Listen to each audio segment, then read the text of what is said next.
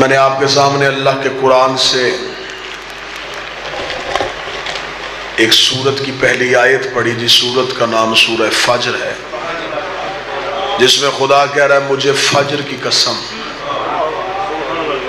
اور پھر ان 10 راتوں کی قسم جن میں سے ایک شب ہے اور ایک دن ہے۔ معصوم سے پوچھا گیا مولا یہ فجر کون سی ہے؟ فرمایا فجر سے مراد ہے حسین۔ خدا کہہ رہا ہے مجھے حسین کی قسم۔ پورا ایک تفصیلی خطبہ ہے، رسالت ماب سے بھی یہ منسوب ہے، امیر المومنین سے بھی یہ منسوب ہے۔ رسالت ماب سے پوچھا گیا تھا مولا نمازوں کی معرفت کیا ہے؟ مولا نے فرمایا جسے تم فجر کہتے ہو اسے اللہ حسین کہتا ہے۔ رسول نے فرمایا ظہر سے مراد میں محمد، عصر سے مراد علی ہے۔ اب پتا چلا کہ یہ اکٹھی کیوں ہے۔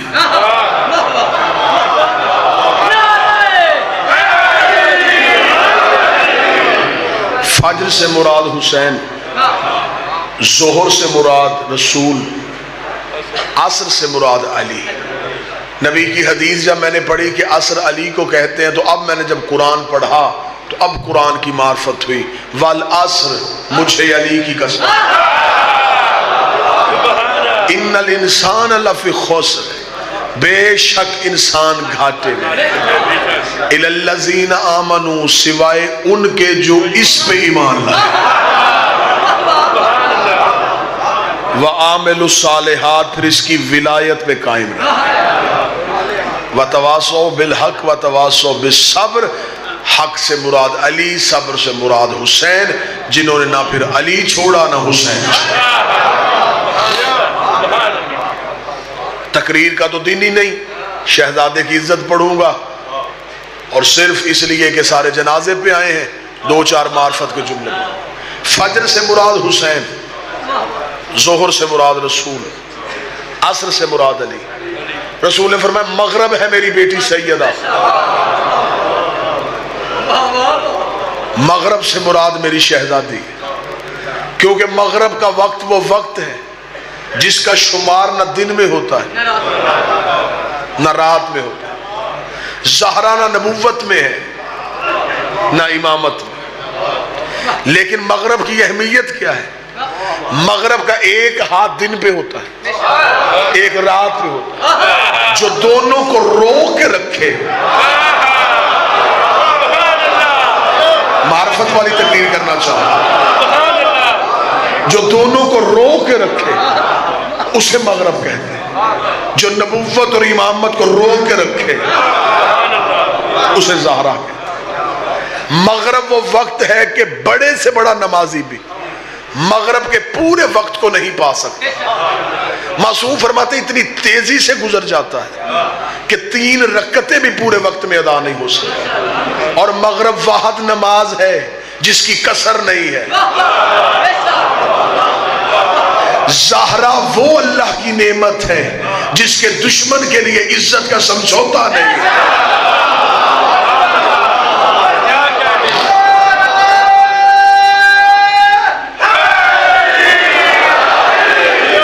بندے نے معصوم سے پوچھا تھا مولا لیلۃ القدر کیا ہے؟ امام نے فرمایا ایک رات ہے۔ مولا فضیلت؟ فرمایا شب نزول قرآن ہے، قرآن اترا تھا۔ اس کا مولا اور فضیلت؟ فرمایا قضاء عمری ادا ہوتی۔ مولا اور فضیلت؟ فرمایا ایک نماز 1000 نمازوں سے افضل ہو جاتی۔ مولا اور فضیلت؟ فرمایا ایک تلاوت 1000 مہینوں کی تلاوت سے افضل۔ بندہ گہرائی تک پہنچنا چاہ رہا تھا، معصوم بھی دیکھ رہے تھے یہ کیا پوچھنا چاہ رہا ہے۔ اس کا مولا اگر کوئی بندہ اپنی زندگی میں یہ رات نہ پا سکے اور وہ چاہے کہ شب قدر کا ثواب ملے، مولا نے کہا ہاں ایک موقع ہے، ہمسائے سے اچھا سلوک کرو۔ مولا ہمسایہ نیک نہ ہو، فرمایا یتیم کے سر پہ ہاتھ رکھ دو۔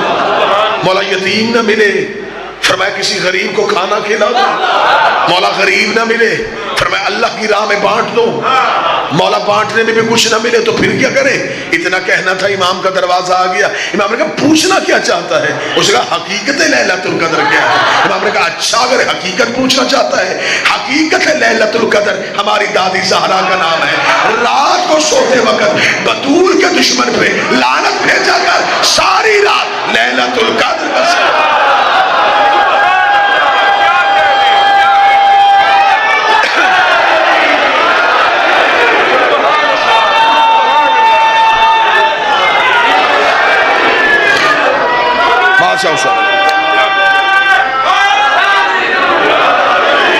عشاء سے مراد ہے حسن، فجر حسین، عشاء حسن۔ دن شروع ہوا حسین سے، ختم ہوا حسن۔ 9 دن آپ لوگ حسین کے گھروں میں جاتے رہے۔ مجلس میں آنا شیعت نہیں، مجلس گھر لے کے جانا شیعت۔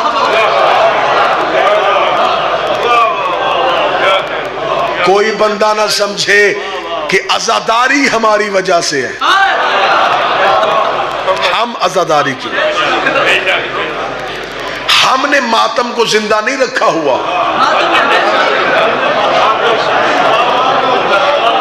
ماتم نے ہمیں زندہ رکھا۔ 2-4 اہم اپیلیں کروں گا کیونکہ اختتامی تقریر ہوگی۔ 9 دن تمہیں حسین نے اپنے گھروں میں بلایا ہے۔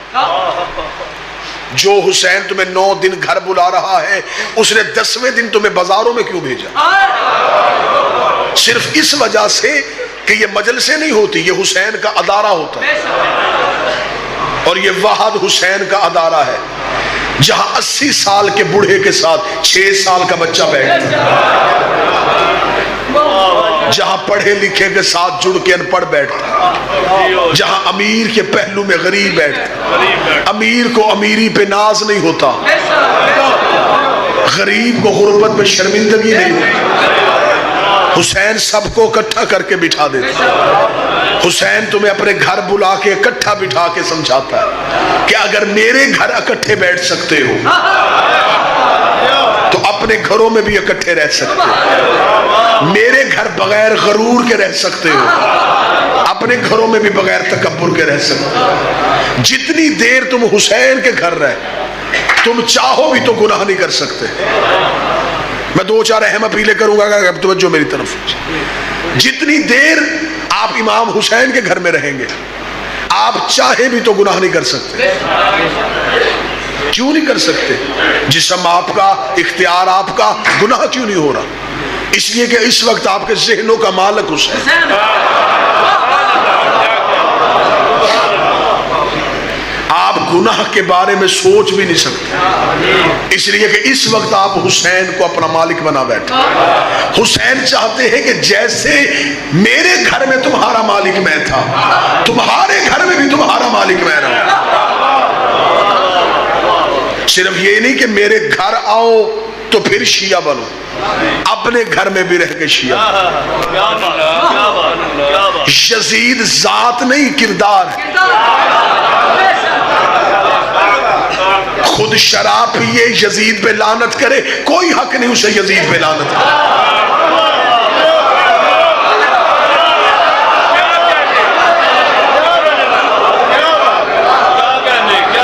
اپنے اندر یزید چھپا کے حسین کو دھوکہ دینے کا خود شراب کا عادی ہو کے یزید پہ لعنت کرے، لعنت کا دماغ خراب ہے، وہ سفر کرے۔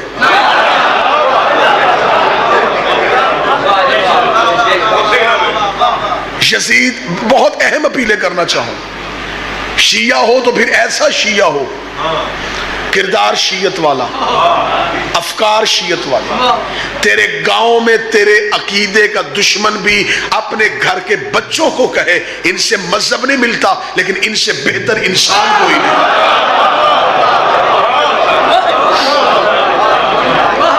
کردار میرا گندا ہوگا، تنقید میرے مرشد پہ ہوگا۔ تمہیں لوگ پہچانتے ہیں حسین کی وجہ سے،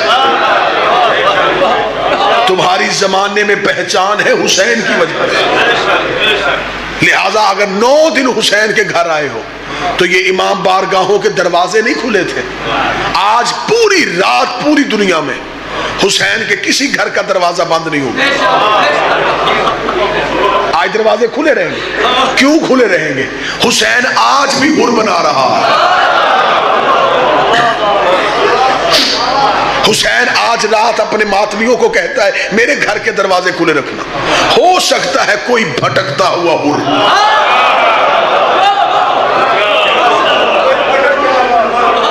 میرے دروازے پہ آ کے گر جائے۔ معاف کرنے کا ہنر تو حسین کو پہلے ہی بڑا آتا، ایسا معاف کرتا ہے میرا بادشاہ حسین کہ زمانے نے سمجھا کہ حسین کربلا جنگ کرنے گئے تھے، جنگ تو تھی نہیں، حسین انسانیت ساز کارخانہ بنانے گئے تھے۔ حسین نے انسان کی دوبارہ تعمیر کرنی تھی، انسان چاہتا تھا دوبارہ تربیت انسانیت ہو۔ حسین نے کربلا میں سانچے رکھ دیے۔ حسین ایسا باکمال ہنر تھا، حسین کے پاس ہر عمر کا سانچہ تھا۔ حسین نے بوڑھوں کے لیے حبیب رکھ دیے، حسین نے جوانوں کے لیے سعید رکھ دیے، حسین نے یہ سانچے کربلا میں سجا دیے۔ حسین نے کہا اب یہ سانچے کربلا میں رہیں گے، اب تم میں سے جو اس سانچے میں ڈھلنا چاہے وہ آ سکتا ہے، اور یہ حسین کا ہنر ہے، حسین ہی کے پاس رہے گا کہ یہ انسان ڈالتا ہے علیہ السلام نکالتا ہے۔ مولا حسین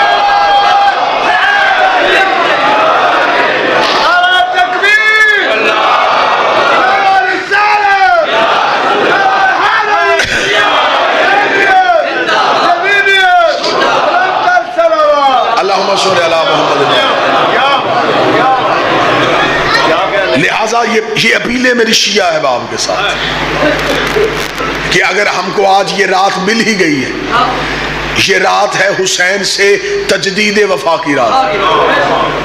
صرف جاگنے سے حسین نہیں ملنا، لنگر نیازے بانٹنے سے حسین نہیں ملنا۔ آج کی رات حسین کے گھر میں بیٹھ کے حسین کے نظریے کی حمایت کرنی پڑے، یہ تسلیم کرنا پڑے گا اے فرزند رسول آپ حق پہ ہیں اور ہم آپ کے ساتھ ہیں۔ کیا کہا جاتا ہے جو آج رات آپ زیارت عاشورہ پڑھیں گے؟ کاش ہم کربلا میں ہوتے، ہم اپنے بدن زخمی کروا لیتے، محمد کے بیٹے کو زخم نہ آنے دیتے۔ یہ ہماری حسرتیں ہیں، یہ حسرتیں آج اپنے دلوں میں رکھو اور آج رات حسین کے گھروں میں ایسے بیٹھو۔ حسین کہتے ہیں جس نے شب عاشور میرے گھر میں میری قربت میں گزاری، بالکل ایسے ہی ہے جیسے وہ کربلا میں میرے ساتھ۔ اب دو چار اپیلیں اہل سنت دوستوں کے لیے۔ کل کا دن آپ جلوسوں میں آئیں، امام حسین علیہ السلام کے ماتمی جلوس گزریں گے۔ قطعاً آپ سنی ہیں تو آپ سننی رہیں، آپ نہ ماتم کریں، کیونکہ اب دور وہ آ گیا ہے کہ بے شک مذہب نہ بدلو، نظریے بدلو، عقیدے بدلو۔ اسلام ہمیں دو چہرے دکھا کے گیا ہے۔ اسلام نے ہمیں بتایا کہ ہر مسلمان حسینی نہیں ہوتا۔ جو قتل حسین کر رہے تھے وہ یہودی نہیں تھے، عیسائی تھے، یہودی نہیں تھے، بت پرست نہیں تھے، مسلمان تھے۔ آج کیسے پتا چلے کہ حسین والے مسلمان کون ہیں؟ یزید والے مسلمان۔ اگر نمازوں سے پکڑے جاؤ تو نمازیں ادھر بھی ہو رہی تھی، ادھر بھی ہو رہی تھی، کلمہ ادھر بھی تھا، ادھر بھی تھا، چہرے پہ داڑیاں ادھر بھی تھی، ادھر بھی تھی۔ کیسے پکڑا جائے کہ یزید والا اسلام کس کے پاس ہے؟ پھر ہمیں قرآن نے وہ واقعہ بتایا ہوا ہے جب ابراہیم کو آگ میں پھینکا جا رہا تھا تو ایک پرندہ اپنی چونچ میں پانی لے کے جا رہا تھا، باقی پرندوں نے پوچھا کہاں جا رہا ہے؟ اسے کہا آگ بجھانے جا رہا۔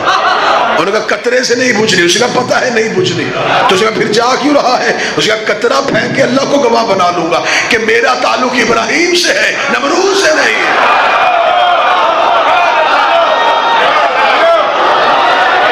لہٰذا آپ نہ ماتم کریں، جلوس میں آئیں تاکہ تیرے کاندھے پہ بیٹھا فرشتہ یہ لکھ لے کہ یہ حسین والا مسلمان ہے، یزید والا مسلمان نہیں۔ کسی اعتراض پہ آپ نے ذہن نہیں دینا شیعوں کے اندر سے اعتراض اٹھنے شروع ہو جاتے ہیں کہ امام حسین کے غم میں خون نکالنے سے بہتر ہے مریض کو دینا. یہ جہلانہ سوچ ہے، یہ بالکل جہلانہ سوچ ہے. کہاں حسین کے غم کا ماتم؟ اور میں پڑھے لکھے معاشرے کا خطیب ہوں. ہر بندے کا خون مریض کو نہیں لگتا.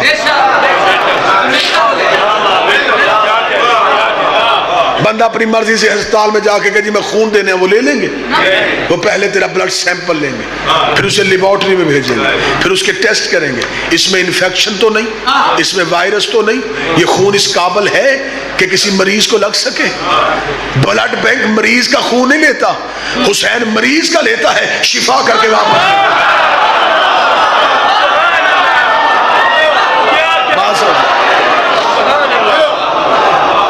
اور دوسری بات اپنے پڑھے لکھے نوجوانوں سے کہوں جو سوشل میڈیا پہ بیٹھے، کسی اعتراض پہ نہ دینا.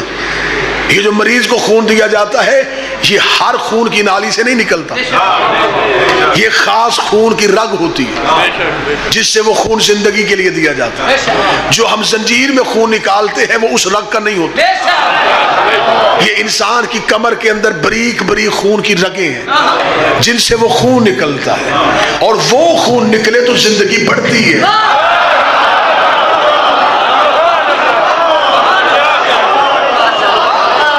کو ابھی تک یاد ہوگا کہ ابھی تک ہمارے معاشرے میں دور رسول سے لے کے ایک علاج ہے جسے حجامہ کہتے ہیں.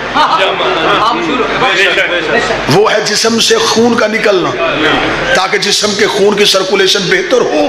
حسین کے غم میں خون نکالنے سے بیماریاں بڑھتی نہیں، زندگی ملتی. شفا کی تسبیح کی زیارت آج بھی کروائی جاتی ہے، وہ عین شہادت کے وقت سرخ ہو جاتی ہے. جس مٹی کا تعلق حسین سے ہے وہ شہادت کے وقت سرخ ہوتی ہے.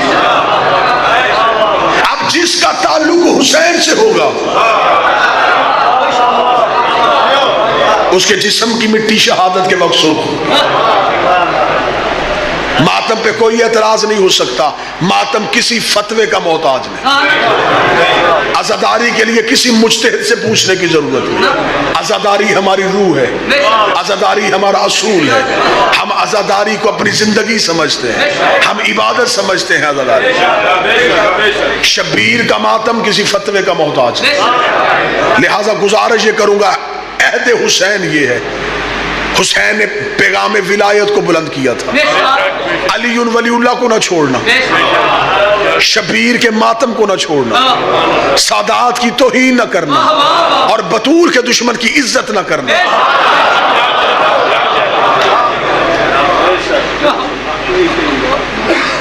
شب عاشور جاگنے کی رات امام حسین علیہ السلام کا یہ غم ہماری نسلوں میں منتقل ہوگا. تمہیں خبر ہی نہیں کہ حسین کے گھر میں رہنے کا تمہیں اجر کیا ملا. بادشاہ حسین کی عزت کی قسم ہے میں ممبر سے حسین کے عزادار کے اختیار پڑھوں، لوگوں کے دماغ پھٹنے کو آ جائیں جو کتابوں میں لکھے. حسین نے تمہیں کتنا اختیار دیا. آپ تو کہتے ہیں نا ذاکر سے کہ حسین کا اختیار پڑھ، اب مجھے حکم کرے میں آپ کا اختیار پڑھوں. کامل زیارت میں روایت ہے، میرا بادشاہ فرماتا ہے کہ میرا ایک محب جو میرے غم میں روتا ہے، بروز قیامت جب وہ کھڑا ہوگا اور مجھ سے آ کے کہے گا حسین میں تیرے غم میں رویا، مجھے اجر کیا دے گا؟ حسین کہتا تیرا اجر یہ ہے اپنی مرضی کے 70 گناہگار جنت میں لے کے جا.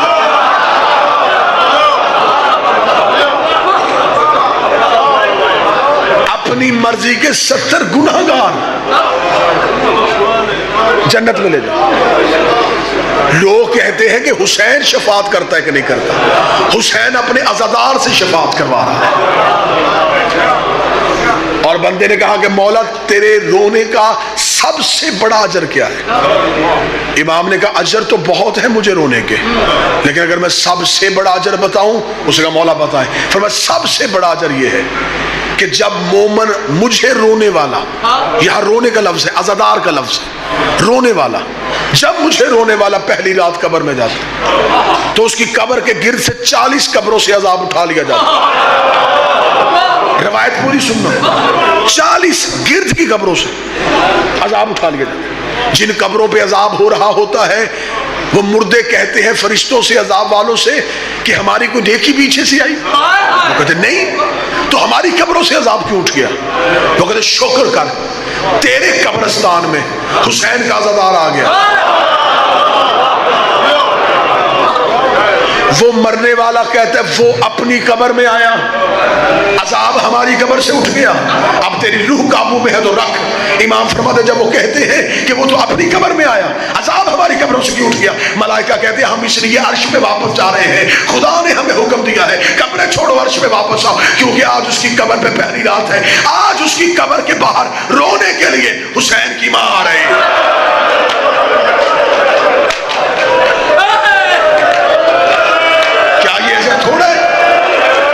اس سے زیادہ تمہیں کیا اجر چاہیے؟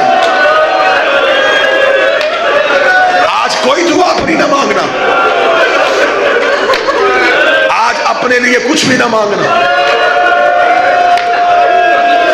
میں منت کروں گا، میں شبیر کا عقیدے والا ذاکر ہوں، میرا پیشہ شیعہ نہیں، میرا مذہب شیعہ، میں خود ماتمی بھی ہوں، زنجیر زن بھی ہوں۔ منت کر کے کہوں گا آج رات اپنی دعائیں نہ مانگو، کسی بڑے کے گھر جنازے پہ جاؤ اور اسے کبھی کہتے ہو کہ میرا بیٹا نوکری پہ لگوا دے، کہتے آج بات نہ کرنا، آج ان کے گھر میں جنازہ ہے، غم ٹھنڈا ہوگا تو پھر آئیں گے۔ آج حسین کے گھر میں جنازے ہیں، آج صرف چپ کر کے بیٹھ جانا، رو کہنا حسین کچھ نہیں چاہیے، بھوکے رہ لیں گے، پیاسے رہ لیں گے، ہمارا پرسہ قبول کر، ہمارے آنسو قبول کر، آنسوؤں کا پرسہ دو، خون کا پرسہ دو، آوازوں کا پرسہ دو، چیخوں کا پرسہ دو۔ آج کی رات آئے بالکل نہ ہنسنا، چپ گلیوں میں رہنا، تیرا چہرہ دیکھ کے لوگوں کو پتا چل جائے اس کا کوئی نقصان ہو۔